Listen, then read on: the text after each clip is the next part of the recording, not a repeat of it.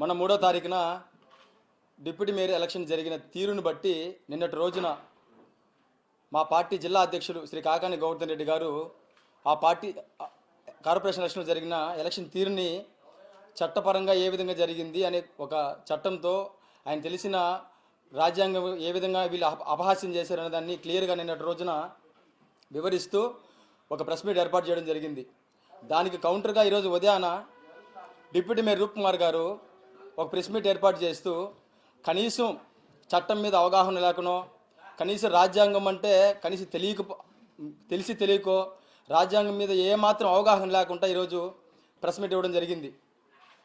నేను ఈరోజు ఆయనకు ఒకటే చెప్తా ఉన్నా, విప్పు లేదు, ఏమీ లేదు, విప్పు ధిక్కరణ ఏమి చేయలేదు అని మాట్లాడుతున్న ఈ రూప్ కుమార్ గారికి నేను మీడియా ముఖంగా సూటిగా ఒకటే అడుగుతా ఉన్నా, మీకు తెలిసిన ఏ రాజ్యాంగం ప్రకారం రాజ్యాంగంలో ఏ చట్టం ప్రకారము ఒక పార్టీలో గెలిచిన వ్యక్తి మరొక పార్టీలోకి పోయేటప్పుడు రాజీనామా చేయకుండా పోయి ప్రజలు ఇచ్చిన తీర్పుని అగౌరవపరుస్తూ వాళ్ళ యొక్క స్వార్థ ప్రయోజనాల కోసం వాళ్ళకి ఇచ్చిన పదవిని ఉపయోగించుకోవచ్చు అని చెప్పి ఏ రాజ్యాంగం మీకు చెప్పిందో కనీసం మీకు అట్లాంటి రాజ్యాంగం ఏదైనా ఉంటే మీ దగ్గర ఏదైనా అమెండ్మెంట్ ఉన్నా కానీ చూపించండి.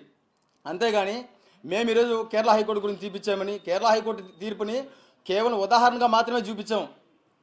ఎందుకంటే రేపు రాబోయే రోజుల్లో కూడా ప్రతి రాష్ట్రంలో కూడా రాజ్యాంగాన్ని కట్టుబడి ఇట్లాంటి తీర్పులు వస్తాయని మాత్రమే మీకు ఆ తీర్పుని ఒక ఉదాహరణగా చూపించామే తప్ప ఈరోజు మిమ్మల్ని ఒకటే అడుగుతా ఉన్నాం, మీరు మా పార్టీ పట్ల తెలుగుదేశం పార్టీ పట్ల ఆకర్షితులయ్యి మా పార్టీ బలమైన పార్టీ అని చెప్పి ఆకర్షితులయ్యారని చెప్పి 40 మంది కార్పొరేటర్లు మాకు చేరారు. ఆ 40 మంది కార్పొరేటర్లతో మేము ఈరోజు ఎలక్షన్లో పాల్గొన్నామని చెప్పారు. ఈరోజు మిమ్మల్ని సూటిగా ఒకటే అడుగుతా ఉన్నా, ఈరోజు 40 మంది దాదాపు 54 మంది కార్పొరేటర్లు వైఎస్ఆర్ కాంగ్రెస్ పార్టీ తరపున గెలిచిన 54 మంది కార్పొరేటర్లు కూడా ఎంతో గర్వంగా జగన్మోహన్ రెడ్డి గారి చరిష్మాతో గెలిచి జగన్మోహన్ రెడ్డి గారిని అభిమానించే ప్రతి కార్యకర్త కష్టంతో మమ్మల్ని గెలిపిస్తే మేము ప్రజాప్రతినిధులుగా కార్పొరేషన్ అడుగుపెట్టాం.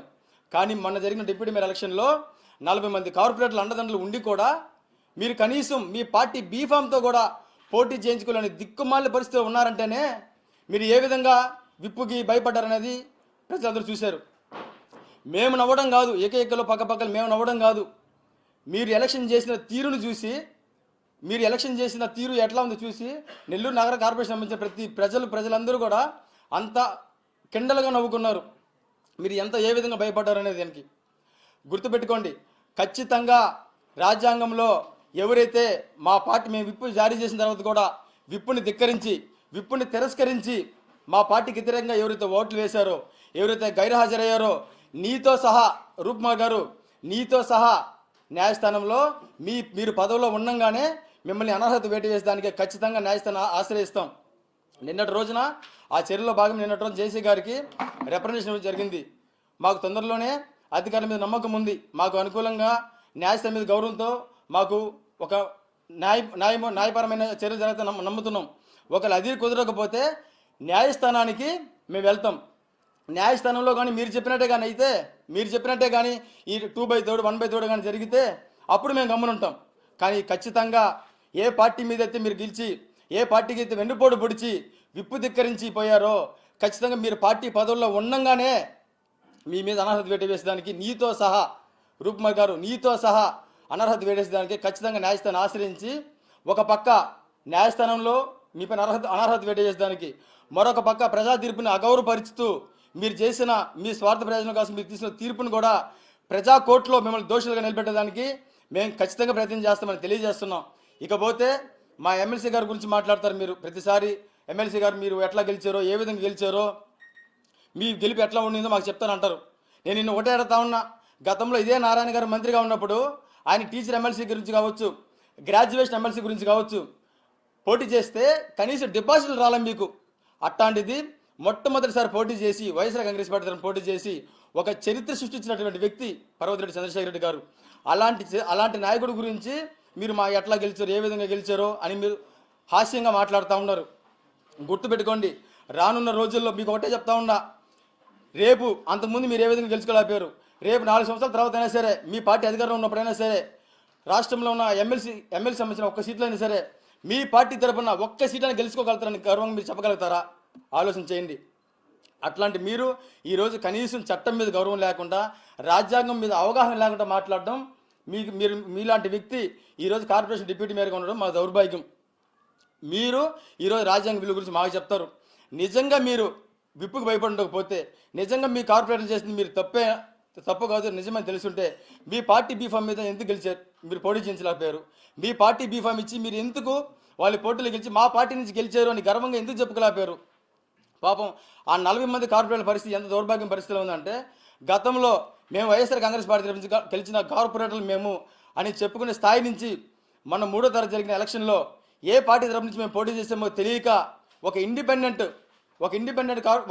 అభ్యర్థులుగా వాళ్ళు పోటీ చేసి కనీసం ఊరు పేరు లేని ఒక పార్టీ ఇండిపెండెంట్గా గెలిచామని చెప్పుకునే దౌర్భాగ్య స్థితిలో వాళ్ళు ఉన్నారు. కాబట్టి వాళ్ళ మీద అనర్హత వేటు పడుతుందన్న భయంతో, వాళ్ళకి ఎప్పటికైనా సరే పదవి గంట ముందన్న భయంతోనే మీ ముందు మాట్లాడి మీ పైన కోపడితే, మీరు ఎవరైతే రాజ్యాంగ నిపుణుడు, మీకు ఎవరైతే కాన్స్టిట్యూషనల్ ఎక్స్పర్ట్ ఎవరైతే ఉన్నారో ఆయన సలహా తీసుకొని ఆ రాత్రికి ఈ పరిస్థితిని మార్చి మీరు ఇండిపెండెంట్గా వాళ్ళ అభ్యర్థిని నిలబెట్టి, మీరు ఒక ఇండిపెండెంట్ అభ్యర్థిని గెలిచి మీ పార్టీ తరఫున గెలిచినట్టుగా మీరు సంబరాలు చేసుకున్నారు.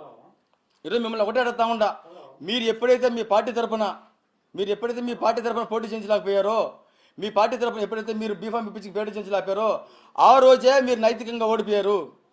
మా కాడ 12 మంది కార్పొరేటర్ ఉన్నా కానీ మేము గౌరవంగా పోటీ చేసి ప్రజాక్షేత్రంలో మేము గెలిచాము అనేది స్పష్టంగా ప్రజలు తెలియజేస్తాం. ఈరోజు మిమ్మల్ని ఒకటే అడుగుతా ఉన్నాం, ఖచ్చితంగా రానున్న రోజుల్లో ఎవరైనా సరే ఒక పార్టీలో గెలిచి ఇంకొక పార్టీలో వెళ్ళాలి అంటే రాజీనామా చేసే వెళ్ళే విధంగా వాళ్ళకి ఖచ్చితంగా ఆ రాజ్యాంగ విలువలు తెలిసే విధంగా న్యాయస్థానం నుంచి ఒక తీర్పు వస్తుందని ఖచ్చితంగా ఆశిస్తున్నాం. ఇకపోతే మీరు రాష్ట్రానికి ఒక తీర్పు, రాష్ట్రానికి ఒక కోర్టు ఉంటుంది అని మీరు మాట్లాడుతూ ఉన్నారు. రాష్ట్రానికి ఒక తీర్పు ఉండొచ్చు, రాష్ట్రానికి ఒక కొన్ని పరిస్థితులను బట్టి వాళ్ళు చట్ట సవరణ చేసుకోవచ్చు. కానీ భారతదేశానికి మొత్తానికి కూడా ఒకటే రాజ్యాంగం ఉంటుంది. ఆ రాజ్యాంగాన్ని మీరు కాదు కదా, నేను కాదు కదా, మీకు సలహా ఇచ్చిన కాన్స్టిట్యూషనల్ ఎక్స్పర్ట్ ఎవరైతే ఉన్నారో రాజ్యాంగ నిపుణుడు ఆయన కూడా మార్చారని గుర్తుపెట్టుకోండి. ఇకపోతే ఇక్కడ ఇంకొక దౌర్భాగ్యమైన పరిస్థితి ఏమిటంటే, మీ పార్టీ నుంచి మీకు ఎక్సఫిషియల్ ఓట్స్ 2 ఉండి కూడా కనీసం ఆ 2 ఓట్లను కూడా మీరు వేయించుకునే దిక్కుమాలిన పరిస్థితులు మీరు ఉన్నారంటే, ఇక మీరు చేసిన ఎలక్షన్ ఎంత దౌర్భాగ్య పరిస్థితిలో ఉందో నేను చెప్పక్కర్లా. సాక్షాత్తు ప్రజలే చెప్తారు ఆ ఎలక్షన్ ఏ విధంగా జరిగిందని. సాక్షాత్తు మంత్రి పదవిలో ఉన్నటువంటి నారాయణ నెల్లూరులో ఉండి కూడా, కార్పొరేషన్కి దగ్గరలో ఉండి కూడా కనీసం ఆయన ఓటు హక్కును కూడా వినియోగించుకునే పరిస్థితులు లేడు అంటే ఆయనకి ప్రజాస్వామ్యం మీద ఉన్న గౌరవం ఎట్లాంటిదో, రాజ్యాంగం పట్ల ఆయనకున్న అవగాహన ఎట్లాంటిదో నేను చెప్పక్కర్లా. మీ ప్రెస్ మీట్లో మీరే చెప్పారు ఈరోజు. అట్లాంటి మీరు మా నాయకులు మాట్లాడే మాటల గురించి, మా నాయకులు పెట్టిన ప్రెస్ మీట్ల గురించి మాట్లాడుతూ ఉన్నారు. ఒకటే గుర్తుపెట్టుకోండి, ఈరోజు మీకు ఉన్న విషయం ఒకటే చెప్తా ఉన్నాం.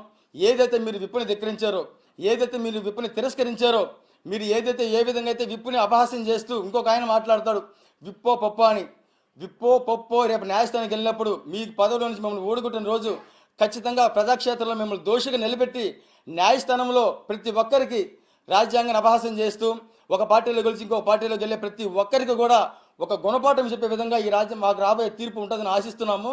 ఇక రానున్న రోజుల్లో మీరు ఒకటే ఎప్పుడైనా గుర్తుపెట్టుకోండి, ఇప్పుడు గెలిచిన ప్రతి కార్పొరేటర్ కూడా ఏ పార్టీ నుంచి గెలిచామని అంటే వైఎస్ఆర్ కాంగ్రెస్ పార్టీ నుంచి మీరే చెప్తున్నారు.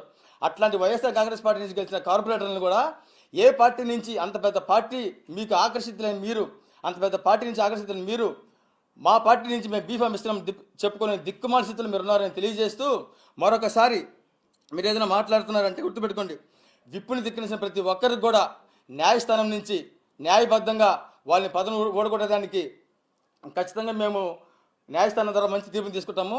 అదేవిధంగా ప్రజల తీర్పుని అగౌరవపరుస్తూ ఏ విధంగా అయితే వాళ్ళ స్వార్థ ప్రయోజనాల కోసము వాళ్ళు పార్టీ మారి అధికార అన్నదానం కోసం వెళ్ళారో వాళ్ళని ప్రజాక్షేత్రంలో దోషులు నిలబెట్టడానికి మేము ఖచ్చితంగా ప్రయత్నం చేస్తూ మా వైఎస్ఆర్ కాంగ్రెస్ పార్టీ తరఫున మేము ఖచ్చితంగా నిలబడతామని తెలియజేస్తూ, ఇంకొకసారి మీరు ఏదైనా రాజ్యాంగం గురించి కానీ చట్టం గురించి కానీ మాట్లాడేటప్పుడు కనీస అవగాహనతో రూప్కుమార్ గారు కనీస అవగాహనతో మాట్లాడాలని మీకు హితోబాలుగుతూ, ఇక రానున్న రోజుల్లో కూడా ఖచ్చితంగా కూడా ఏ మనిషి అయినా సరే ఒక పార్టీ నుంచి ఇంకో పార్టీ గెలిచి ఇంకో పార్టీలో పోవాలి అంటే వాళ్ళకి ఖచ్చితంగా ఈ తీర్పు అనేది శిరాశాసనంగా ఉండే విధంగా రానున్న